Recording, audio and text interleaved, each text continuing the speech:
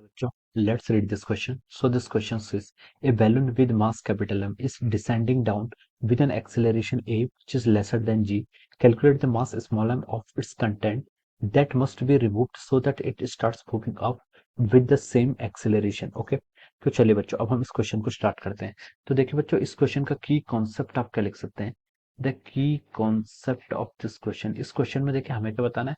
इस क्वेश्चन में बताना है कि मास ऑफ द कंटेंट जो हमें क्या करना है, इस बैलून के कैपिटल एम मास से रिमूव करना है, जिससे कि ये क्या करने लगे, it starts moving up with the same acceleration. Same acceleration से क्या, इस बार अप डायरेक्शन में क्या करने लगे, यानी कि असेंड मोशन करने लगे। ओके, तो इस क्वेश्चन का की कॉन्सेप्ट देखिए आपको लग सकता है यहाँ पर एक आपका अप थ्रस्ट का फोर्स लगेगा बैलून पर। ओके, आप इस क्वेश्चन का की कॉन्सेप्ट लिख लीजिए न्यूटन्स लॉज ऑफ मोशन। क्या लिख लीजिए आपका? Newton's laws of motion. Okay, Newton's laws of motion. Newton's laws of motion इसलिए लिख रहे हैं क्योंकि ये बॉडी जो आपका बैलून है, बैलून क्या कर रहा है, मोशन कर रहा है।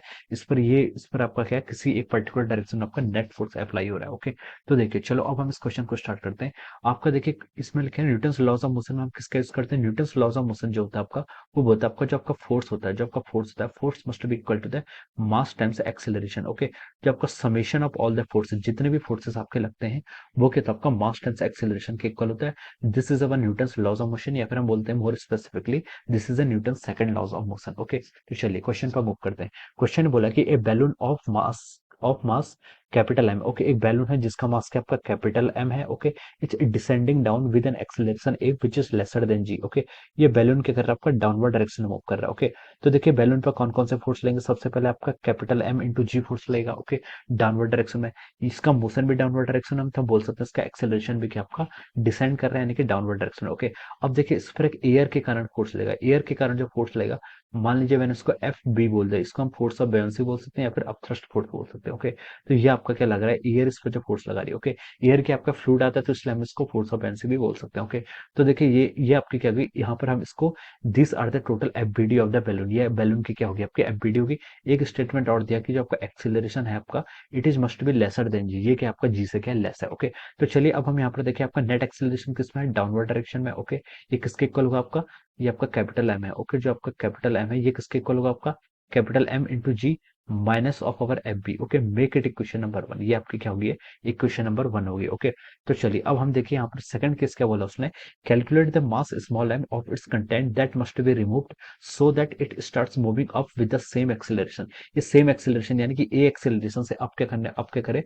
अपवर्ड डायरेक्शन में क्या करे, मूव करे। ओके, मान लीजिए अब हमने इससे क्या कर दिया, कुछ मास को बैलेंस से क्या कर दिया, हटा दिया। ओके, तो अब इसका मास कितना हो गया, देखिए इसने बोला कि calculate the mass small M of its content that must be remove. Okay, तो अब इसका जो नया मास हो जाएगा वो कितना हो जाएगा, आपका capital M minus M into जी। ओके, ये आपका नया मास आ गया। ओके, स्मॉल एम मास को क्या कर दिया हमने, रिमूव कर लिया। ओके, और यही स्मॉल एम मास की हमें क्या करनी है, वैल्यू भी फाइंड आउट करनी है। Okay, such that it starts moving up with the same acceleration. Acceleration क्या हो गया, इसका ए हो गया, इस पर और कौन सा फोर्स लगेगा, फोर्स ऑफ बैलेंस लगेगा, जो कितना लगेगा आपका एफ बी लगेगा। ओके, तो ये हम यहाँ पर से बता सकते हैं। ओके, तो चलिए अब हम इसके यहाँ पर एफ बी डी आपने ड्रॉ कर लिया, अब इसकी equation Newton's laws of motion यहाँ पर यूज करते हैं। तो देखिए इसके एक्सेलरेशन के अपवर्ड डायरेक्शन में तो हम लिख सकते हैं M into M minus M into A is equal to F B minus of our M minus small M into ji. Okay, make it equation number two. Okay, अब देखिए अब आप इक्वेशन वन और इक्वेशन टू को solve करिए और यहाँ से आपको स्मॉल एम की वैल्यू क्या मिल जाएगी। ओके, तो देखिए अब हम इक्वेशन टू को थोड़ा सा और यहाँ पर लिख लेते हैं। ये कितना हो जाएगा, देखिए